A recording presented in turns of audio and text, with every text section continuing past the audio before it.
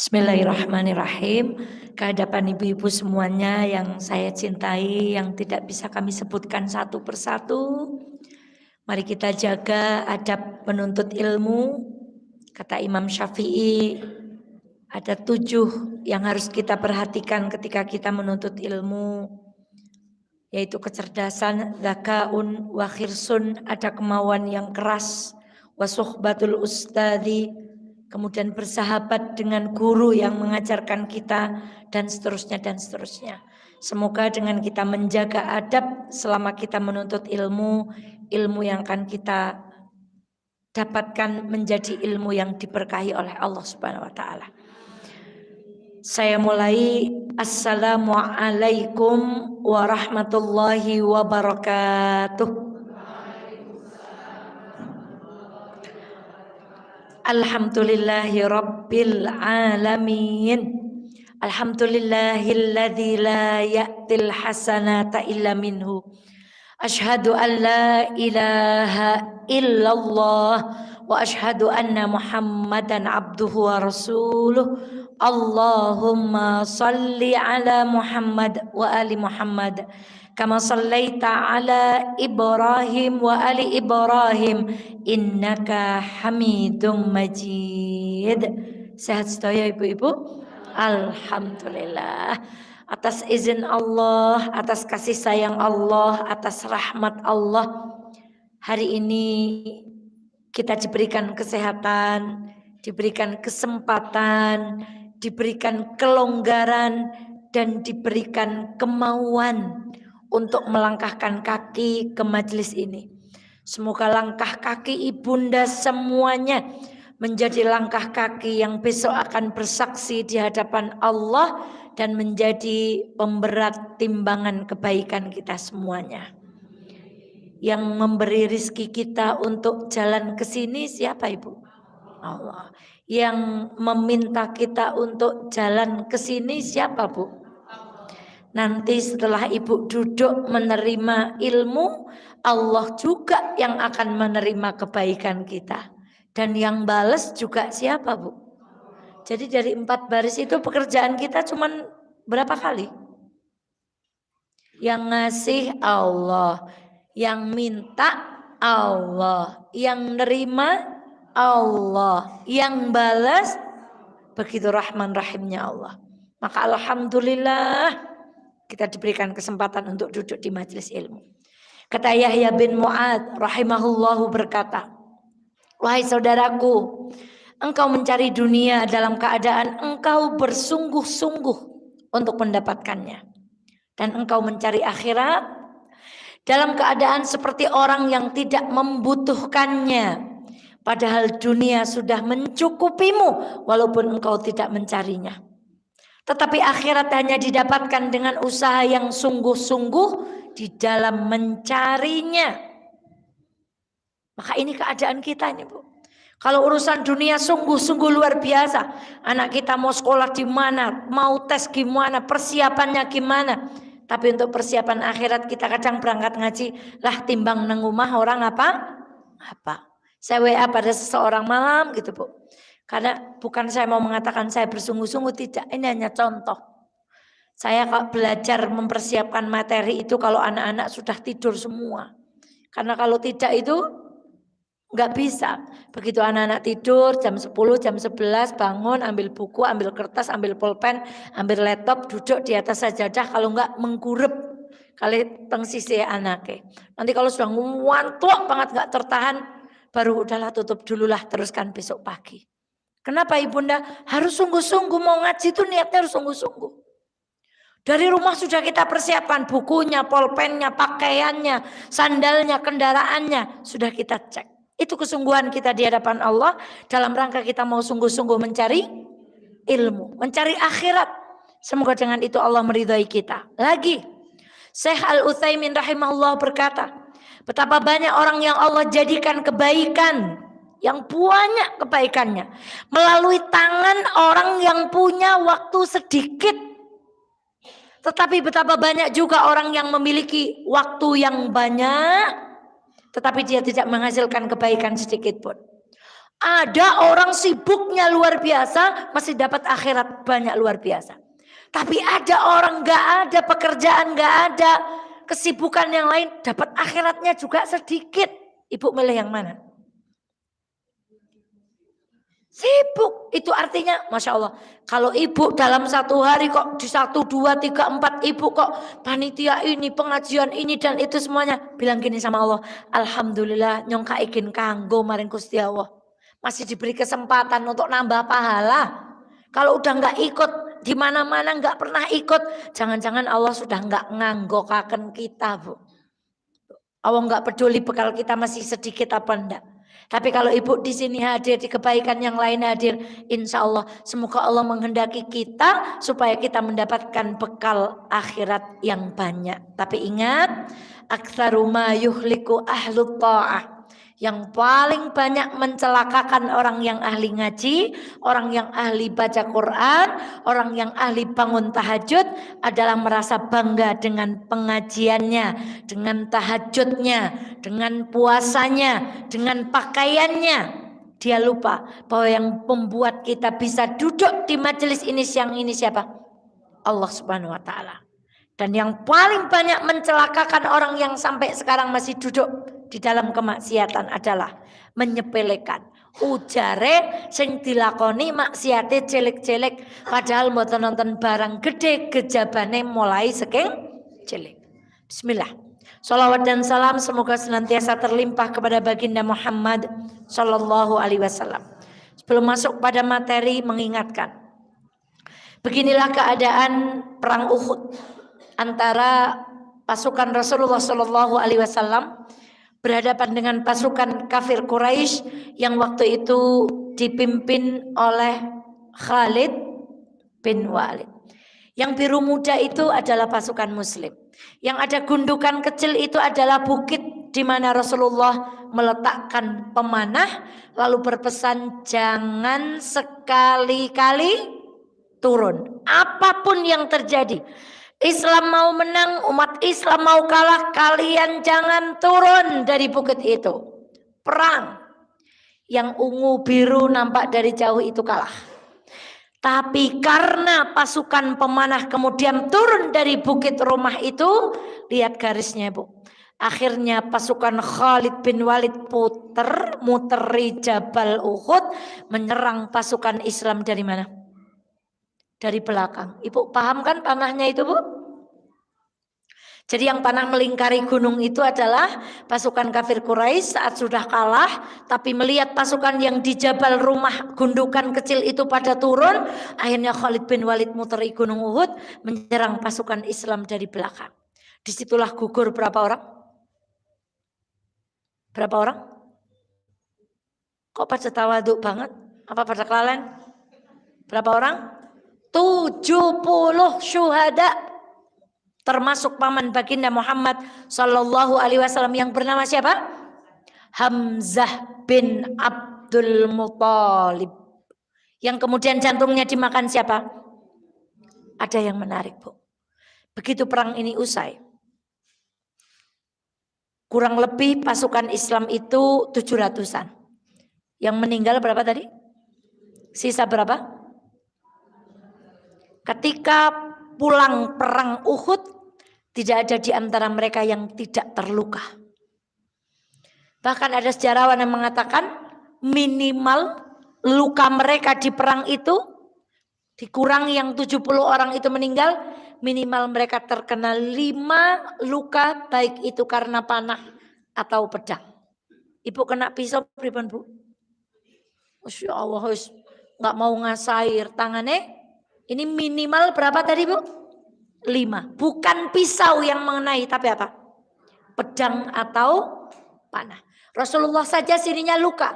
Sampai Rasulullah mengatakan, aku merasakan bekas pukulan yang luar biasa itu.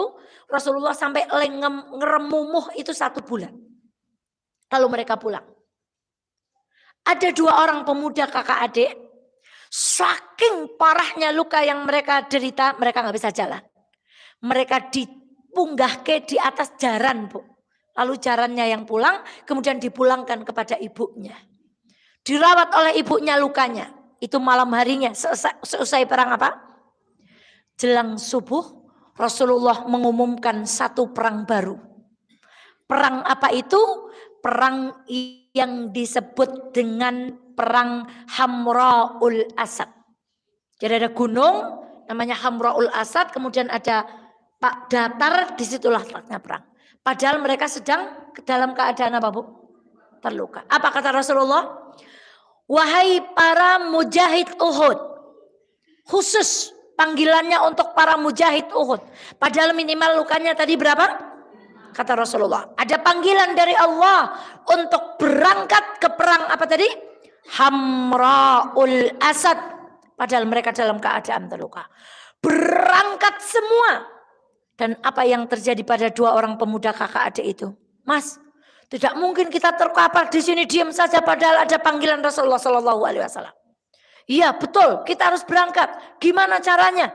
Mereka berdua berpikir, kakakku, aku akan menyeretmu sekali, nanti gantian engkau yang menyeretku sekali sampai kita bisa memenuhi panggilan Rasulullah Shallallahu Alaihi Wasallam. Saking lemesnya, saking banyaknya luka yang diderita, mereka nggak bisa jalan kecuali dengan seret-seretan. Jenengan nyeret kulo sekali mas, mungkin kulo gantian nyeret jenengan sekali. Allahu Akbar. Demi untuk memenuhi panggilan baginda Muhammad.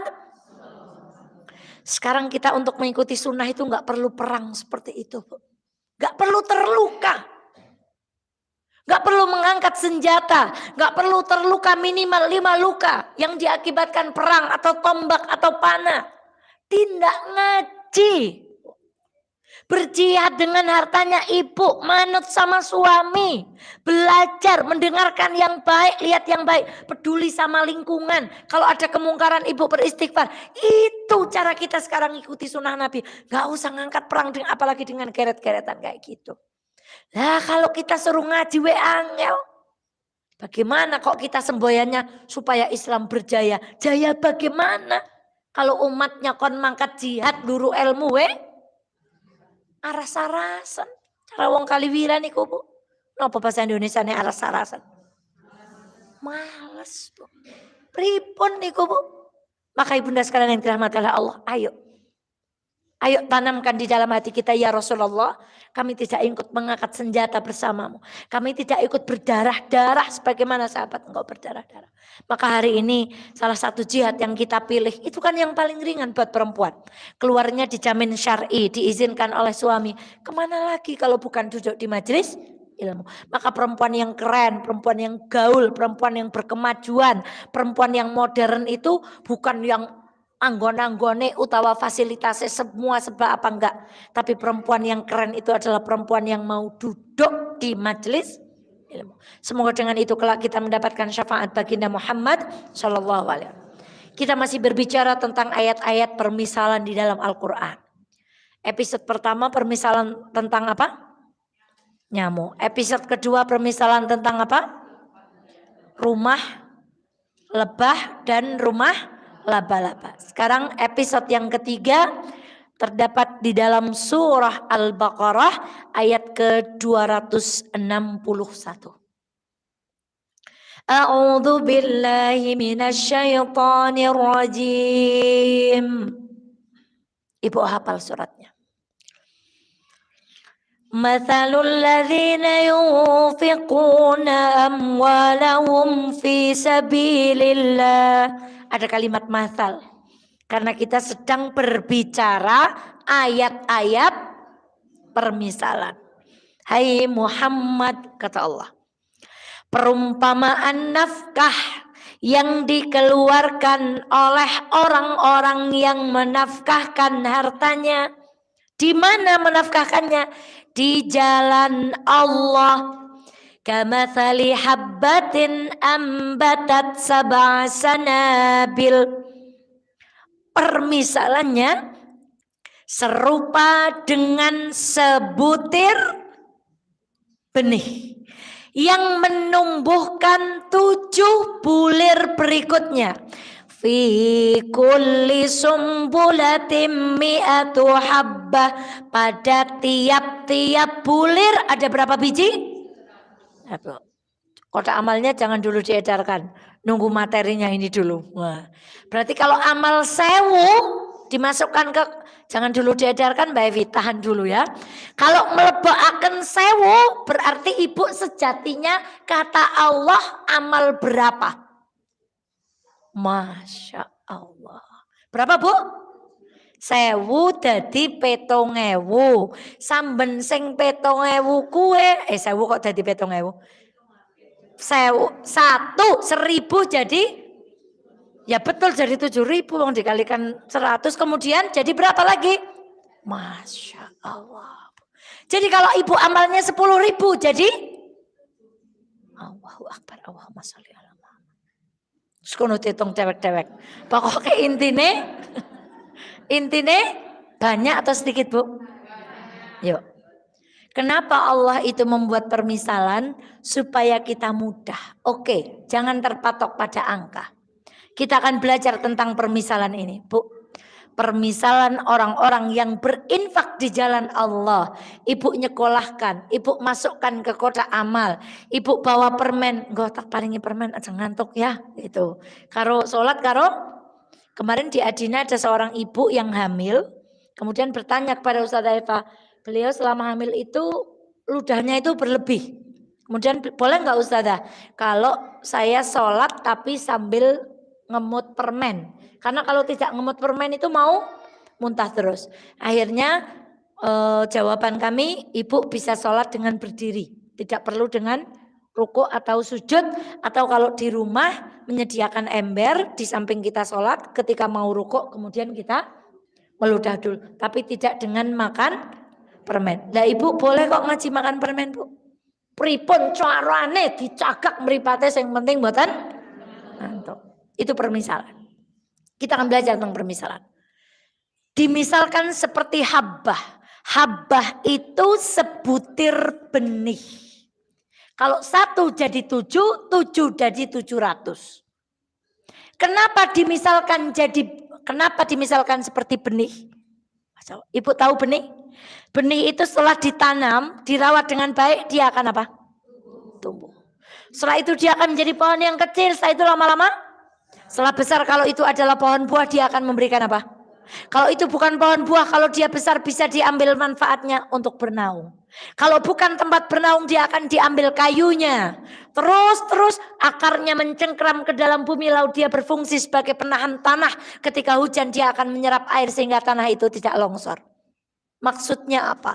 Kenapa Allah memilih benih sebagai permisalan orang-orang yang berinfak? Karena Allah ingin mengatakan kepada umat Muhammad, sesungguhnya harta yang ibu masukkan ke kotak itu dan kemanapun ibu berangkat untuk 1000. Tapi sesungguhnya oleh Allah akan ditumbuhkan terus. Dan selama itu pula Allah meridhai kita sepanjang niat kita terjaga keikhlasannya. Masya Allah. Cobi niatnya pun sakniki. Ngisuk setu nyong pan mangkat mafaza maning. Pan gawa duit 5.000 gak tak cegurna. Seketika juga itu Allah menilai sedekahnya ibu. Itu kenapa diwujudkan seperti habbah. Karena benih itu setelah tumbuh dia akan tumbuh terus. Dan nanti akan muncul benih-benih berikutnya. Ibunda, ada angka-angka yang disebutkan di dalam Al-Quran. Angka ini berapa tadi angkanya? 7. Ada angka apa lagi di dalam Al-Quran? 100. Ada angka apa lagi di dalam Al-Quran? 10. Ada angka berapa lagi di dalam Al-Quran? Di antaranya 1. Ada Bu? Marrota ini ada 2 kali. Kemudian ada angka 40. Ketika Allah menyebutkan umur orang sudah sampai hatta idza balagat arba'ina sana. Maka kalau Allah menyebutkan angka tertentu di dalam Al-Quran, pasti ada rahasia di baliknya. Tapi bukan berarti nomor HP Mbak Eva belakangnya 7777. Bukan karena saya tahu rahasianya, bukan. Bukan karena orang Indonesia juga percaya bahwa angka 13 itu angka apa Bu? Sial. Maka berapa banyak judul film itu 13. Takut sekali dengan angka 3. Dan kita itu sering membatasi zikir-zikir dengan maca sakmene kon jenengan semene. Bu, kalau angkanya tidak disebutkan Allah dan Nabi, tidak usah bikin standar angka sendiri. Tapi kalau angkanya dan nomornya atau jumlahnya disebutkan Allah dan Nabi, itu yang kita ikuti. Contohnya habis sholat kita baca subhanallah berapa kali? Sudah, karena disebutkan. Yang tidak usah bikin ukuran sendiri. Baca ini peng ini engkau bojone tambah sayang. Baca ini peng ini engkau dodolane malih. Langit juga lapis 7. Ya kan? Diciptakan dalam waktu 7 hari. Al-Fatihah jumlah ayatnya juga 7. Rahasianya wallahu ta'ala a'lam. Tapi ibunda sekalian yang dirahmati oleh Allah, kalau kita mau mengamati Al-Quran, ini kita kembali kepada ayatnya. Setelah dilipat gandakan 100 dari setiap bulir yang tumbuh dari angka 1 itu, apakah cukup sampai di situ? Tidak. Ditambah sama Allah. Mana dalilnya? Wallahu yudha'ifu liman yasha. Setelah itu Allah melipat gandakan ganjaran bagi siapa yang Dia kehendaki. Sudah dikasih kabar gembira jadi 7, setiap 7 itu ada 100, sama Allah masih dikasih bonus apa? Dilipat gandakan. Kalau Allah yang melipat gandakan, itu tidak seperti manusia yang melipat gandakan. Kalau ibu nabung di sebuah bank itu jelas, nabung segini bunganya sekian persen, ongkone cetop bisa dihitung. Tapi kalau Allah yang melipat gandakan, wallahu yudha'ifu liman yasha, Allah akan melipat gandakan sesuai dengan yang Allah kehendaki, tergantung keikhlasan orang-orang yang memasukkan sedekah itu. Bu, boleh jadi 5.000 ibu masukkan sama-sama semua jamaah masukkan 5.000. Tapi Allah akan melipat gandakan berbeda-beda satu orang dengan yang lainnya. Kenapa? Karena keikhlasannya satu dengan yang lain berbeda. Karena bagi yang 5.000 itu banyaknya luar biasa. Bagi yang uangnya banyak 5.000 itu tidak ada seberapanya dari kekayaannya. Maka ibunda sekalian yang dirahmati Allah, ya. Ibnu Qayyim rahimahullah berkata, jika kita memperhatikan Al-Quran, kita akan menjumpai pujian kepada orang-orang yang berinfak berkali-kali lipat dibandingkan pujian kepada orang-orang fakir yang sabar. Bagaimana maksudnya? Kita sering mengatakan kepada saudara kita yang kekurangan, sabar ya. Padahal sabar itu ganjarannya tidak ada batasnya. Tapi kata Ibnu Qayyim Al-Jauziyah, Allah lebih banyak memuji orang-orang yang senang bersedekah ketimbang sabar bagi orang-orang yang kekurangan. Maka ibunda sekalian yang dirahmati Allah, apa yang menghalangi kita sedekah? Seorang ulama ketika tahu tentang ayat-ayat sedekah, beliau berkata, sejak aku tahu hadis Rasulullah dan ayat tentang sedekah, aku tidak pernah melewati satu hari pun tanpa bersedekah. Meskipun hari itu aku hanya memiliki satu roti, maka akan aku belah roti itu dan sebelahnya akan aku berikan kepada orang lain. Andai aku tidak memiliki roti, kata beliau, aku akan mengambil bawang, sebutir bawang merah ibu, untuk disedekahkan kepada orang lain. Itulah kata seorang ulama besar bernama Abul Khair ibu. Bayangkan. Mongko ini orang kreatif nih bawa permen. Siapa yang bawa permen? Jadi kalau berangkat itu ada ibu-ibu itu bu, udah disiapkan permen ya. Itu ada ibu-ibu kalau ngaji, masya Allah, itu minta suaminya dibelikan permen. Nanti setelah itu beliau bagikan di pengajian, supaya tidak ngantuk. Jajal nek pada tiru kabeh.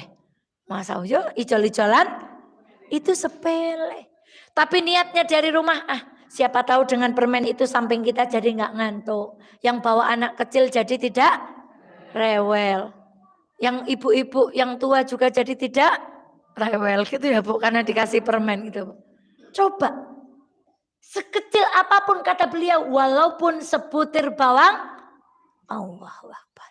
Apalagi ibu membagi kemudian memasukkan ke kotak amal, apa memberikan hadiah. Masya Allah. Ibunda sekalian yang dirahmati Allah.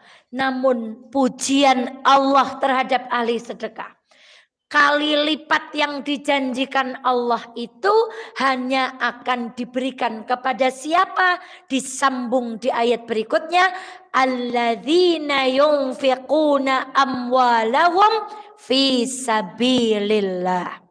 Sabilillahnya disebut lagi atau tidak, Bu? Coba amati ayat atasnya. Mathalul ladzina yunfiquna amwalahum, di mana? Ada kalimat fisabilillah. Syaratnya supaya dapat pahala yang banyak itu, siapa yang akan dikasih? Orang-orang yang bisa memenuhi alladzina yunfiquna amwalahum, karena tidak semua mengeluarkan uang itu jadi sedekah. Ibu punya putri, putrinya sudah waktunya menutup aurat karena balik, tapi kemudian ibu memberikan uang, dibelikan sama putri ibu pakaian pendek, itu tidak masuk dengan fisabilillah. Ibu punya putri, punya uang, lalu ibu ngasih kepada putri ibu yang sudah balik itu untuk merubah ciptaan Allah. Mamah, aku mau ke salon, mau ngapain? Mau nyabut bulu alis, mau ngerok bulu alis, mau mengekstensi bulu mata supaya panjang, mau diapakan supaya lentik, mau nato alis. Begitu ibu mengeluarkan untuk hal-hal yang demikian, tidak termasuk kategori fisabilillah. Hati-hati. Fisabilillah itu artinya harta yang kita keluarkan hanya untuk kebaikan yang bermuara kepada kedekatan kita kepada Allah. Bu minta uang buat apa? Bayar SPP. Bu minta uang buat apa? Bayar TPQ. Bu minta uang buat apa? Beli jilbab. Tetapi kalau ibu memberikan untuk putra-putri ibu atau saudara ibu untuk perkara-perkara yang dibenci oleh Allah, itu bukan kategori fisabilillah. Termasuk sebentar lagi anak peringatan 17 Agustus. Ibu harus hati-hati ini. Ketika ada panitia pada urunan, bismillahirrahmanirrahim. Niki kula sedekah niate sing nggih sae-sae. Nek onten dangdut, onten lengger, onten lomba banci-bancian, onten lomba sing nutup aurat, kula berlepas diri. Nek boten wantun matun kados niku seru, mature teng pundi? Boten usah tersinggung, apabila ada kejadian yang sama itu hanya fiktif belaka. Di Wonosobo enggak ada 17 Agustus kayak gitu, Bu. Ibu sebentar lagi ada urunan toh, hati-hati. Tidak masuk kategori fisabilillah. Apa syaratnya? Ibu perhatikan thumma. Di dalam bahasa Arab ada perbedaan wa, fa, dan summa. Kalau thumma itu perbuatan yang ada jedanya. Saya duduk dulu, summa keluar. Berarti saya duduknya agak lama. Setelah itu saya mulai ngaji, baru setelah itu saya keluar. Tapi kalau Al-Quran pakai kata fa atau wa, pekerjaan itu bisa dilakukan bersama-sama. Contohnya wudhu. Thumma madha wastansyaqa. Kemudian kita kumur-kumur. Setelah tangan, mencuci tangan. Thumma, kemudian berkumur-kumur, wastansyaqa. Pakai kalimat apa?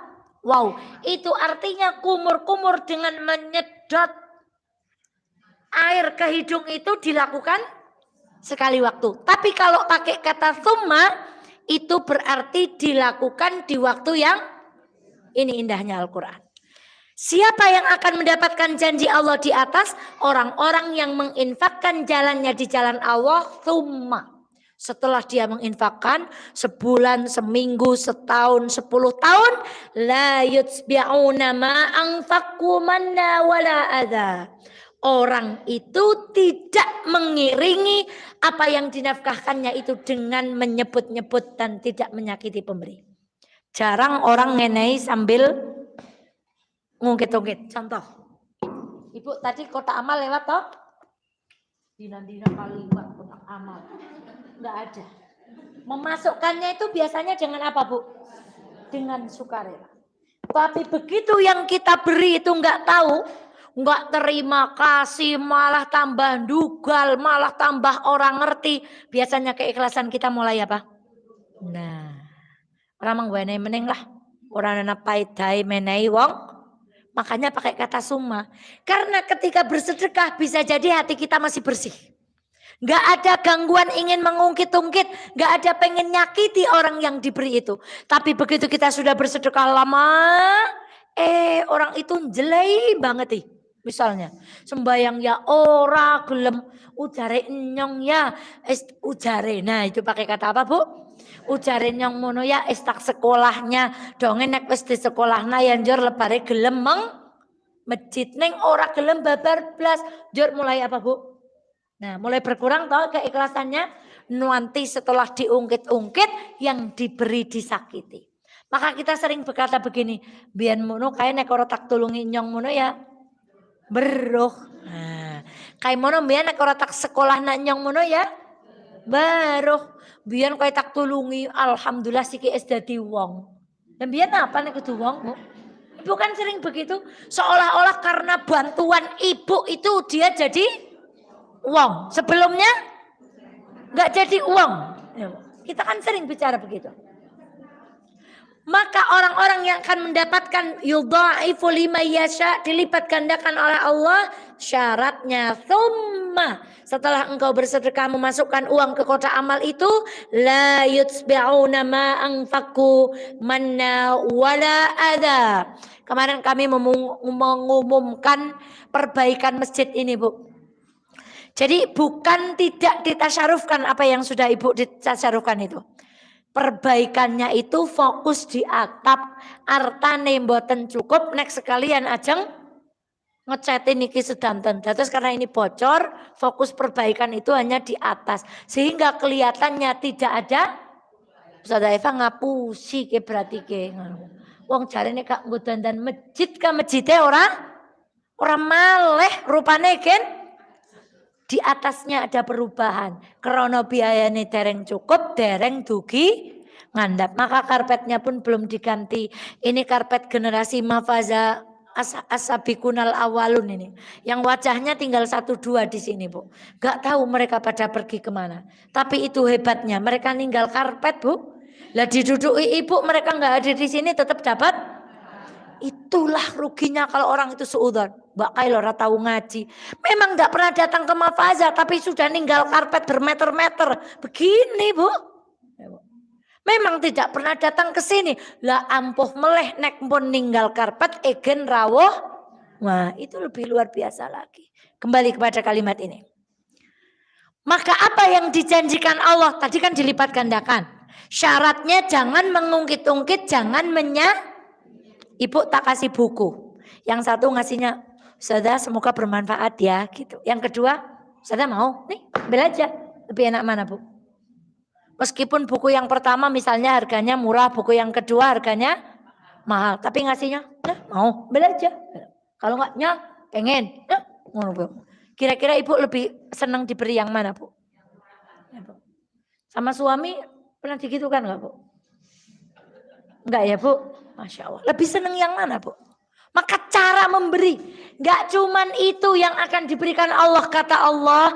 Lahum ajruhum inda rabbihim. Maka akan diberi apa, Bu? Pahala. 1.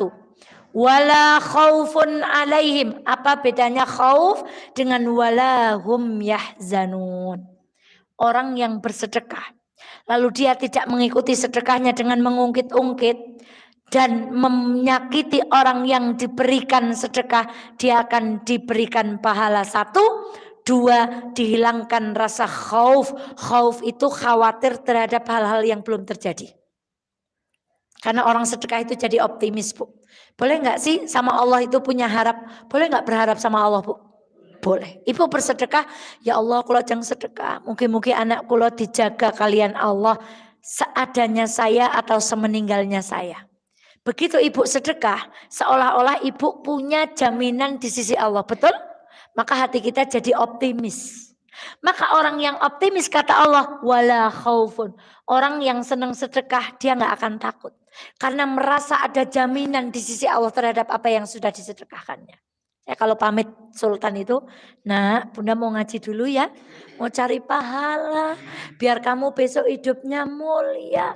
Semoga Bunda yang ngaji ikhlas. Besok kebaikannya mengalir kepada kamu semua. Saya pamit begitu. Menjaminkan perbuatan baik kita. Boleh nggak sih nitip sama Allah, berharap sama Allah?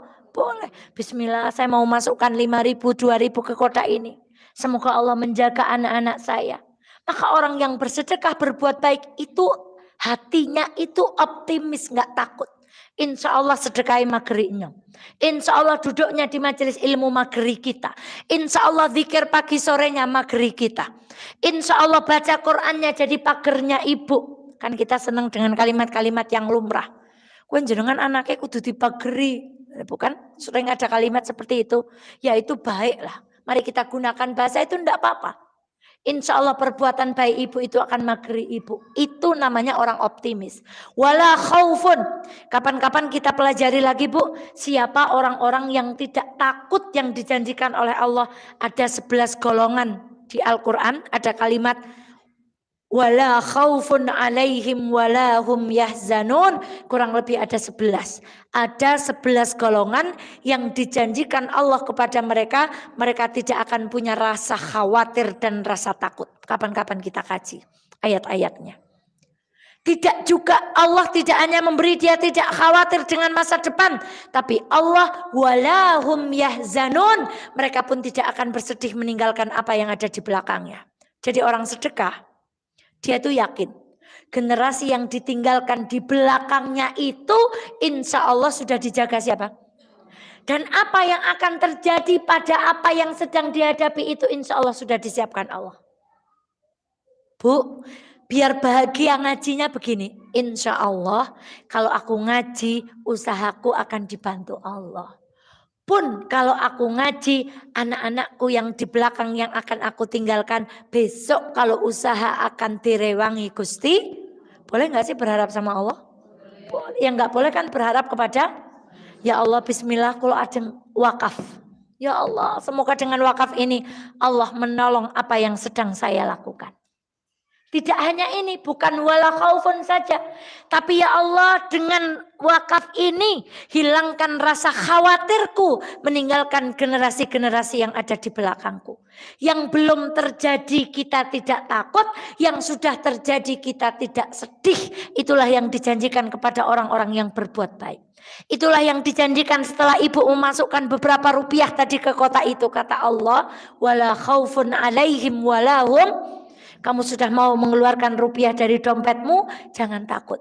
Yang akan kamu hadapi aku bantu, yang sudah kamu hadapi pun aku bantu. Dan andai orang bersedekah tahu bahwa Allah menerima dulu.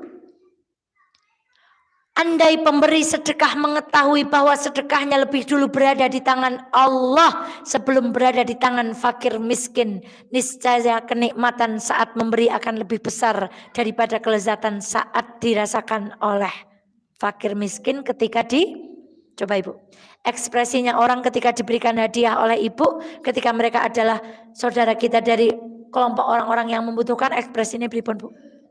Pripun leng matur nuwun kali ibu? Kalih ngelus-elus asta ngeten nggih Bu. Insyaallah matur nuwun. Mungkin jenengan rezekine lancar, keluargane sehat. Begitu kan? Itu mengungkapkan kegembiraan. Tapi andai orang bersedekah tahu, sebelum uang yang tadi Ibu masukkan itu jatuh ke kotak amal, sudah terlebih dahulu jatuh di tangan siapa? Maka tidak mungkin orang Islam kalau menyadari ini sedekahnya ngawur, enggak mungkin. Kalau ibu memang bisanya 2.000 akan cari 2.000 uang yang bagus. Gak mungkin cari uang yang OTW petil. Ya bu, wong nek tumbas mawon nek duwite tambalan bakule cok pripun? Ngapunten bu niki onten sanese mboten artone. Lah ini ibu tahu bahwa sebelum sedekah itu sampai ke kotak amal tadi Allah tuh sudah begini dulu. Alhamdulillah sudah tak tompo. Duitmu sing rodok lecek kuwi. Sing Kalau Allah juga tahu, ya Allah dek kurung-mungan yo, tapi dikeke aku tenang tak bales engko.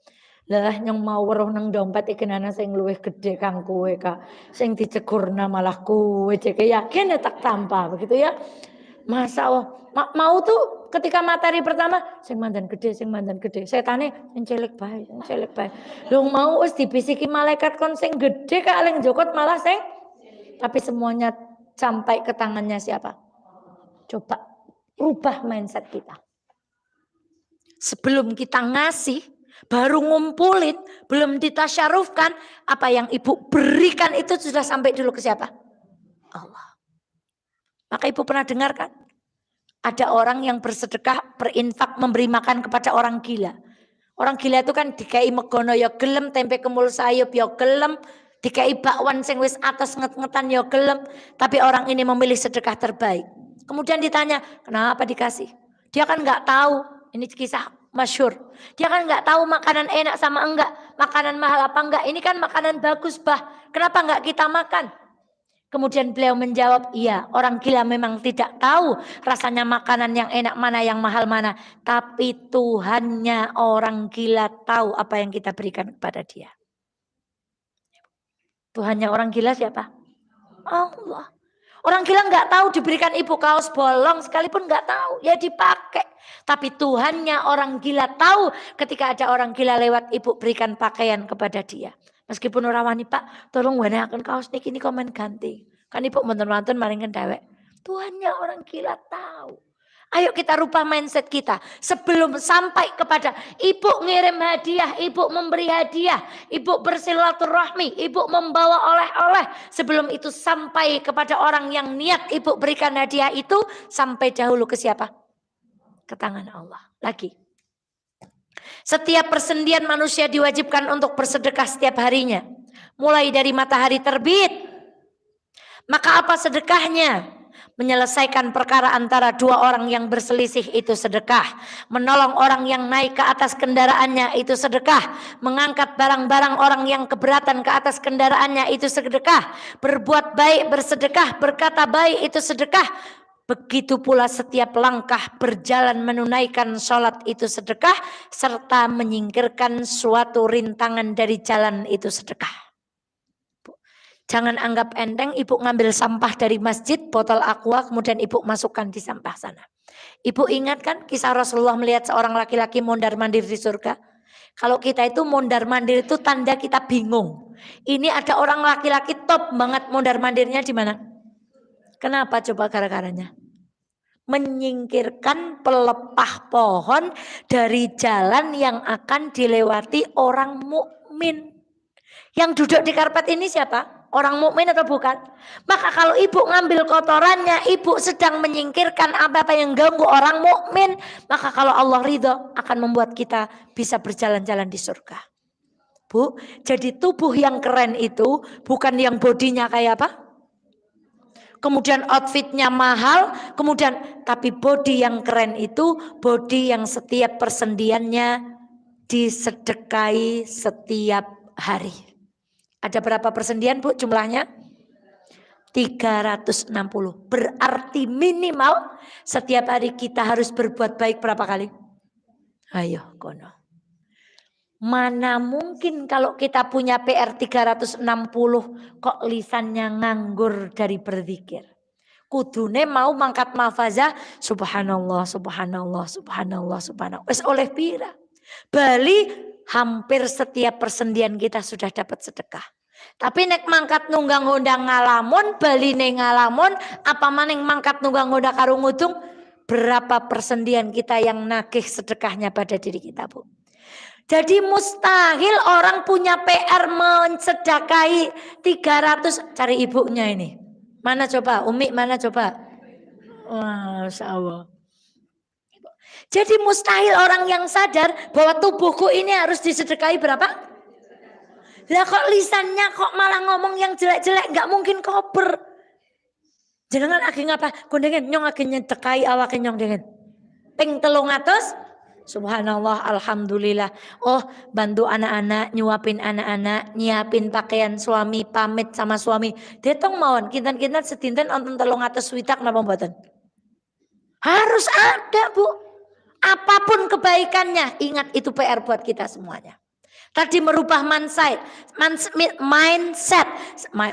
malahan. Sekarang kita harus punya di sini. Nyong duwe PR saben dina 352 sendi harus aku sedekah. Sehingga mustahil orang mukmin berbuat maksiat. Lung PR berbuat kebaikan be oke teman. Maning. Ibu kan sudah hafal toh. Tangan di atas lebih baik daripada. Jadi maaf, sekalipun ibu pakai cincin itu permatanya zamrud atau blue apa jenenge atau Swarovski atau kristal dari mana, tidak mulia kalau tangan kita tidak senang untuk berada di atas. Maka tangan yang keren itu bukan tangan yang menggunakan perhiasan atau menggunakan intan berlian dengan merek terkenal, belinya di toko emas terkenal, tapi tangan yang keren itu adalah tangan yang gemar posisinya di atas. Nanti dibilang lagi di hadis yang lain, tangan kanan memberi, tangan kiri jangan sampai tahu. Syukur-syukur tangan kanan memberi, tangan kiri dijak isisan. Kalau bawa tangan kanan kan muat berapa rupiah, kalau tangan dua jadi banyak. Bu, maka tangan yang keren itu jangan takut. Ibu yang saya nggak make misalnya, kula mboten kagungan, orang mang dompetna sing nganggo ora apa-apa, mboten lajeng ngaru-arui mboten. Neng ada orang membanggakan nek cincinnya itu harganya, coba ada di sebuah negeri dongeng itu cincinnya harganya berapa miliar karena terbuat dari permata yang diimpor dari itu, nggak keren kecuali tangannya selalu berada di mana? Di atas. Eling-eling. Wow, kene kudu sebelum sampai ke Allah sebelum sampai ke yang diberi sampai dulu ke satu hari punya PR berbuat baik berapa? Minimal. Itu nggo awake dewek. Yang ketiga apa? Tangan yang keren itu tangan yang selalu berada di atas. Lagi. Jagalah kalian dari api neraka. Walaupun dengan bersedekah sepotong kurma. Sepotong kali sebiji niku sami mboten, Bu. Nek sepotong ke berarti luweh cilik timbang ibaratnya ibu nggawa permen nyong ngantuk yo permennya tak. Nah, nek permen yang konvensional nggak bisa. Yang bisa ditugel itu Davos nggih, Bu. Ya kan gede nek timur dewek pedes ya para papat. Nah, enggak Bu. Jur teringat zaman dulu Davos sing ijo gambare bungkuse kerdus kali Davos sing biru sing teng tutuk pol pedes. Nek sing ijo mboten patos pedes nggih, Bu. Itu sepotong kurma.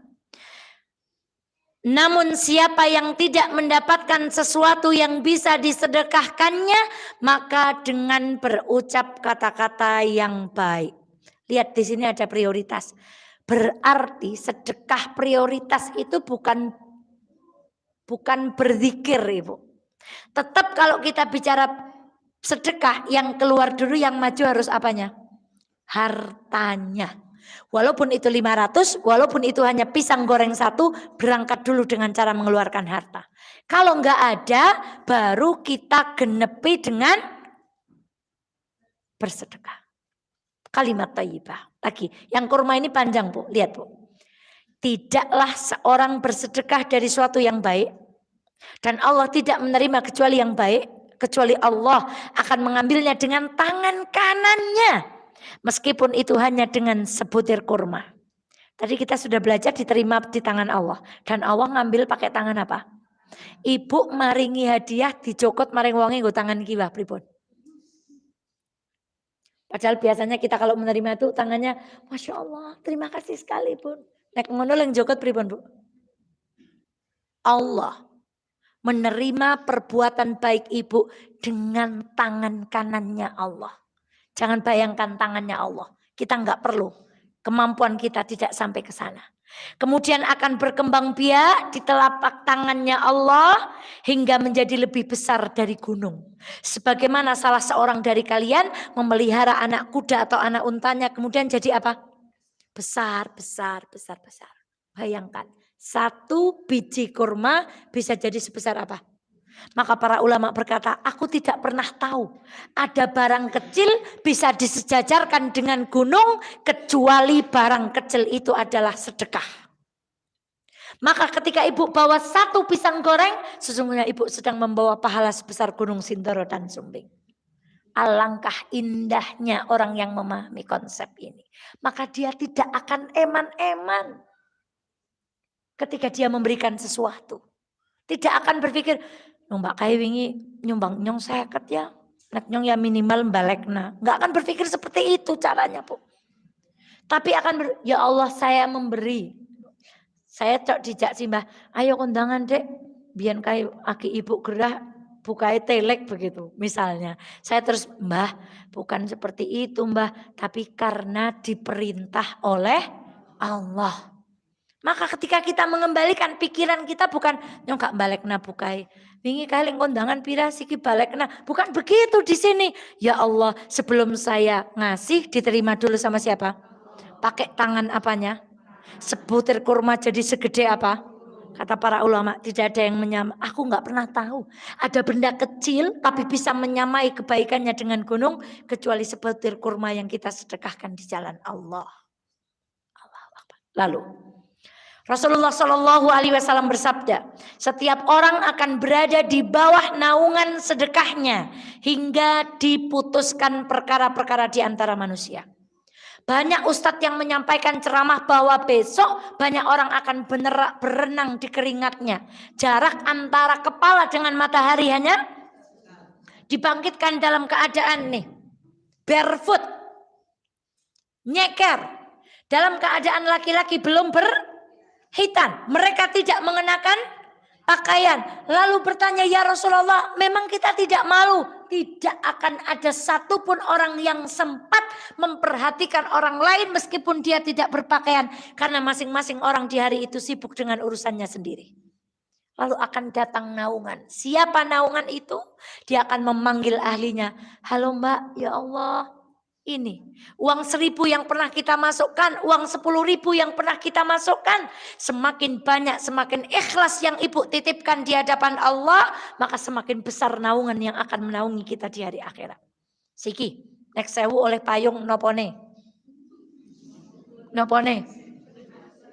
ya kula takon niki jujur niki, nek sewu oleh nopone, bolae, nek 5.000 oleh apa nih, nopone? Rujine siji, nek 50.000 angsal sepayung. Nek payung nek kenong angin pal gedine payunge dadi pripun?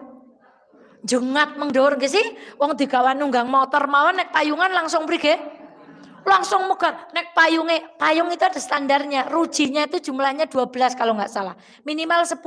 Sekarang banyak payung itu gini-gininya itu hanya paling 5. Itu kalau payung begitu itu tidak standar internasional. Itu biasanya dipakai berapa kali langsung? Nah, siki nek gak amal eman-eman engko nyongkur oleh bolai payung prege geleng payungan engko bolai tok. Coba ibu cantik tapi payungnya siji es copot rujine, igen gelem nganggo? Esensi mesti jangan sampai di hadapan Allah besok payung kita rujine siji tetel. Gara-gara kudune rujine gak wotoh ning sama ibu. Oh, kayak mono mbiyen nek ora tak tulungi nyong ora dadi langsung sama Allah diputus satu.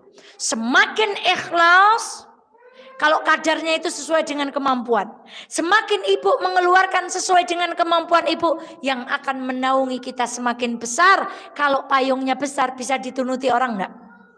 Anak ikut, kakek ikut, bule ikut, saudara ikut.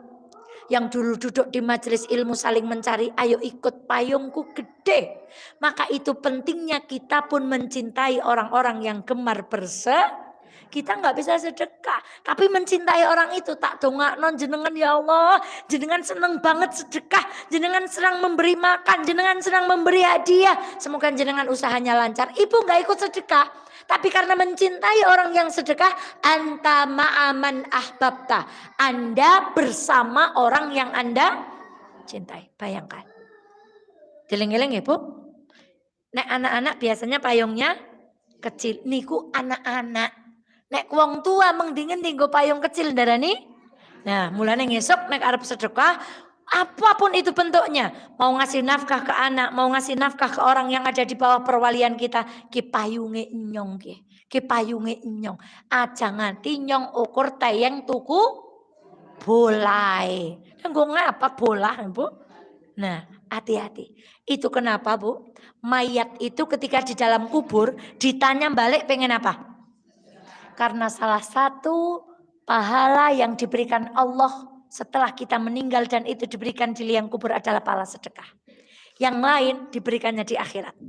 Tapi di antara yang diberikan menemani kita di liang kubur adalah itu kenapa pertanyaannya mayit ketika ditanya bukan pengen haji, bukan pengen umroh, bukan pengen yang lain, tapi pengen apa? Karena pahalanya diberikan Allah membersamai kita ketika kita dimasukkan ke liang lahat.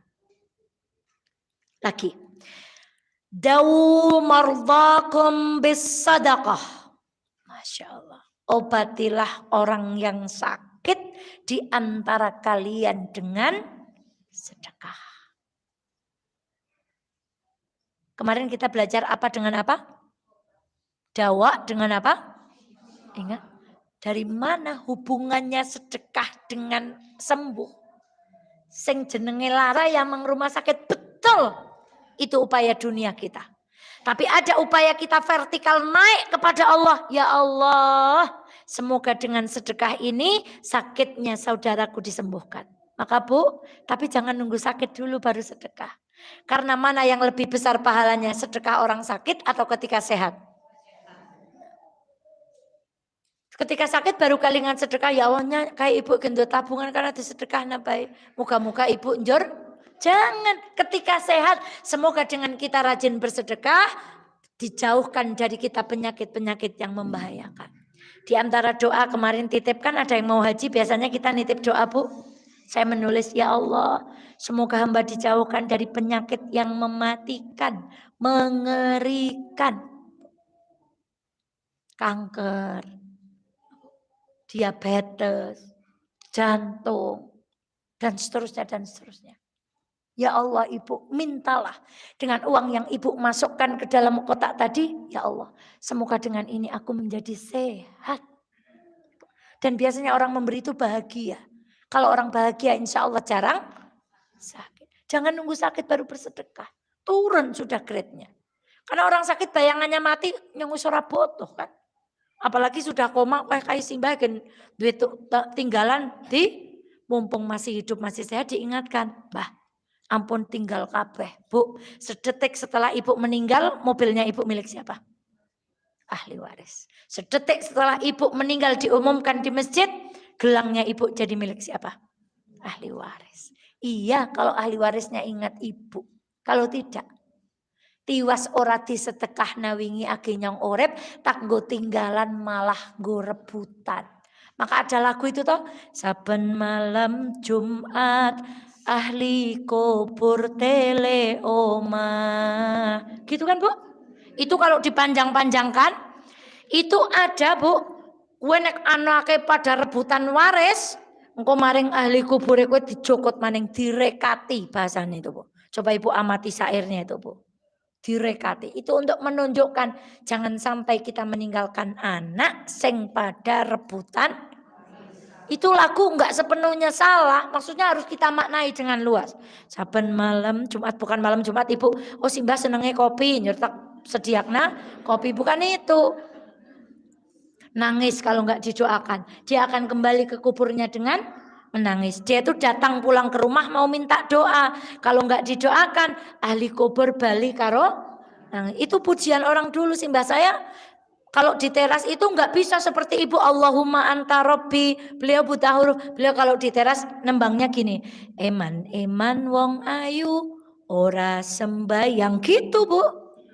Karo saben malam Jumat ahli kubur tele oma. Monggo saged bae banget seneng.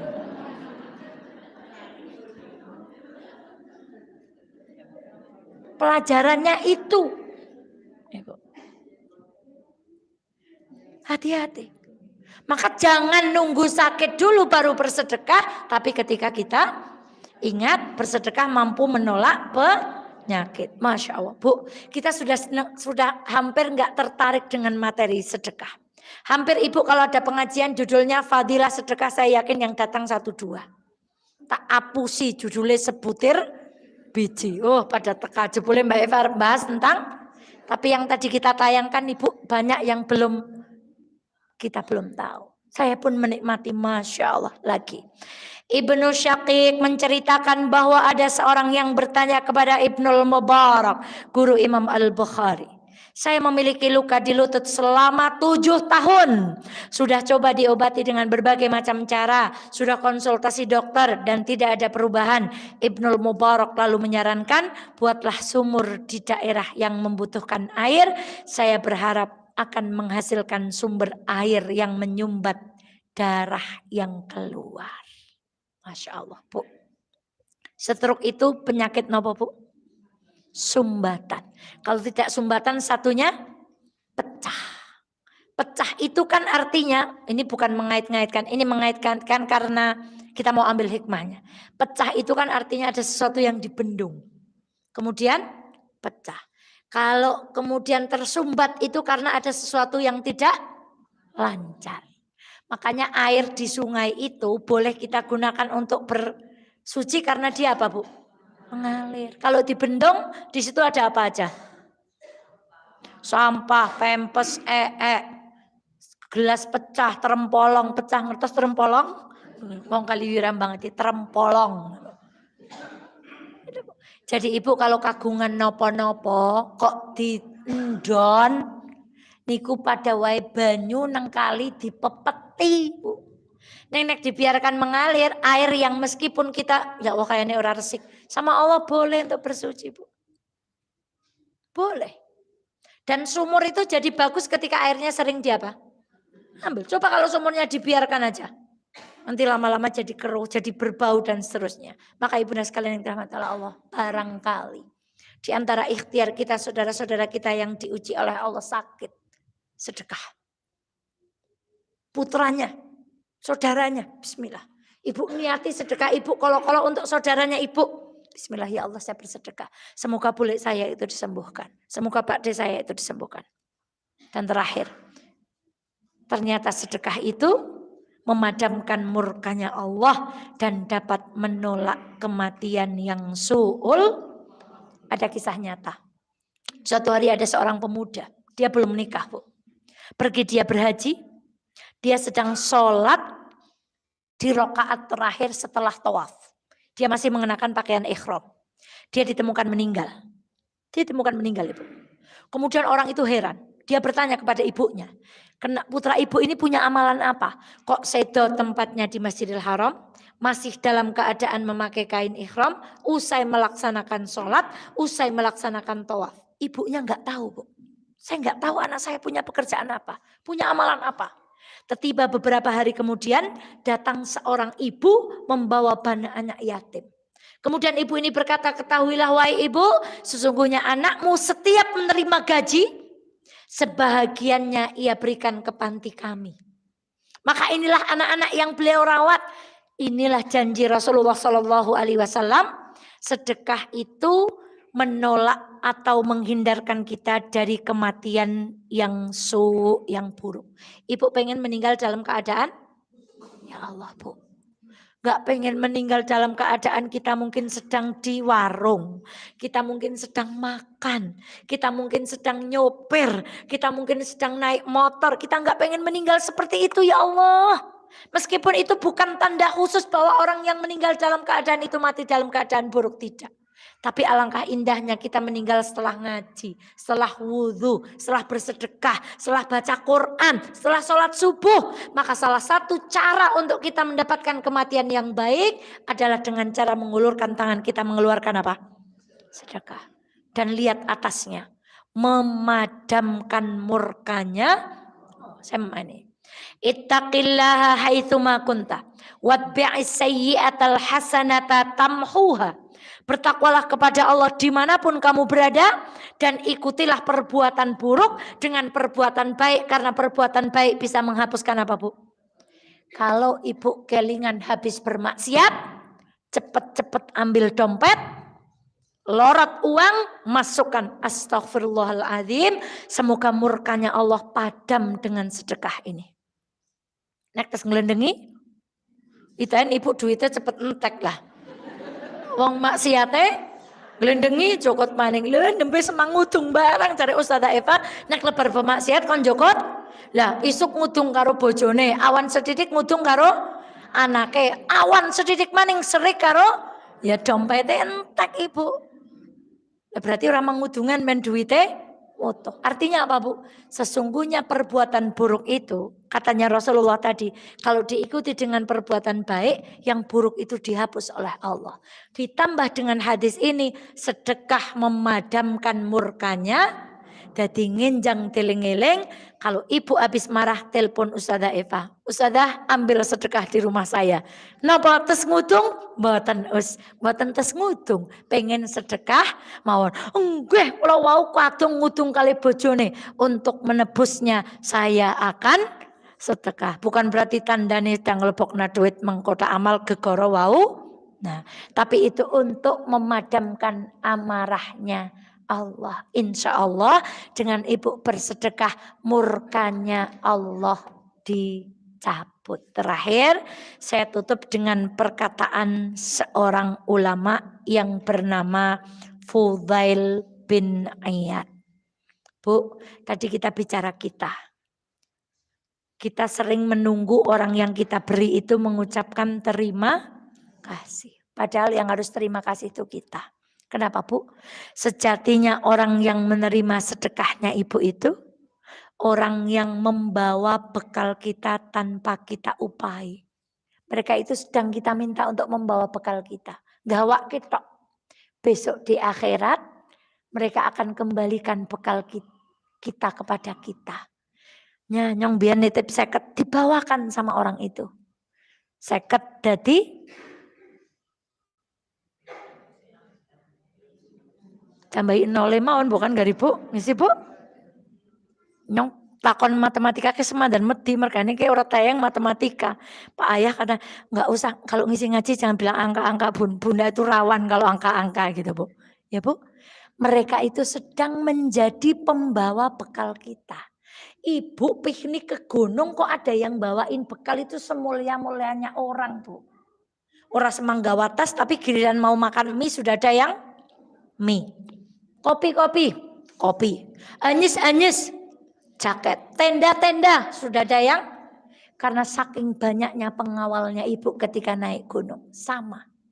Orang yang menerima sedekahnya ibu itu sejatinya sedang bawain bekal kita. Gawakna payung nang padang mahsyar. Gawakna sandal nang padang mahsyar. Gawakna wedang nang padang mahsyar. Karena ibu dulu titipkan kepada mereka. Maka mereka nggak ngambil sedikit pun. Karena yang beri mereka rezeki siapa? Allah. Maka ibu, mereka hanya akan mengembalikan yang ibu titipkan itu kepada kita semuanya. Maka 2000 yang tembelan itu besok akan dikembalikan loh oleh mereka Bu. Maka nitip sing apik duit anyar 2000 edisi terbaru kan sing ngitung juga semangat gitu kan Bu. Nah, maka hati-hati kalau nitipnya sarung suwek. Ya Allah, kalau nitipnya yang suwek-suwek yang besok balikna sing. Ingat, yang menerima kebaikan ibu, tugasnya apa Bu? Membawakan bekalnya ibu. Besok ketika kita butuh, mereka akan setor. Ini Bu, dulu sedekahnya ibu. Di mana? Di Mafaza, di Anissa, di kajian Jumat, di kajian Selasa, di kajian Rebo, dikundurakan kabeh. Karena sejatinya orang sedekah itu duitnya tidak kurang, tapi hanya berpindah tangan. Berpindah tangan ke siapa Bu? Ditumbuhkan jadi sebesar apa tadi Bu? Padahal yang disedekahkan hanya sebutir kurma.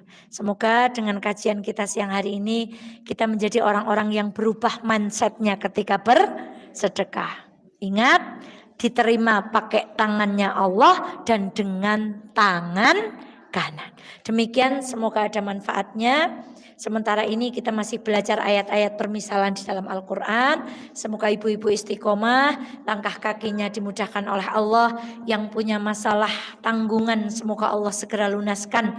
Yang punya masalah dengan keluarga semoga Allah mudahkan menyelesaikannya. Yang sakit semoga Allah sembuhkan.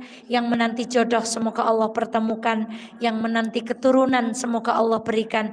Yang sudah memiliki keturunan semoga Allah solihahkan. Semoga hati yang sempit menjadi lapang, tangan yang bakhil menjadi senang berderma, kaki yang berat melangkah ke majelis ilmu menjadi ringan, hati yang suudzon menjadi husnudzon, pikiran yang buruk menjadi pikiran yang positif biidznillah insyaallah. Subhanakallahumma wa bihamdika asyhadu an la ilaha illa anta astaghfiruka wa atubu ilaik. Assalamualaikum warahmatullahi wabarakatuh.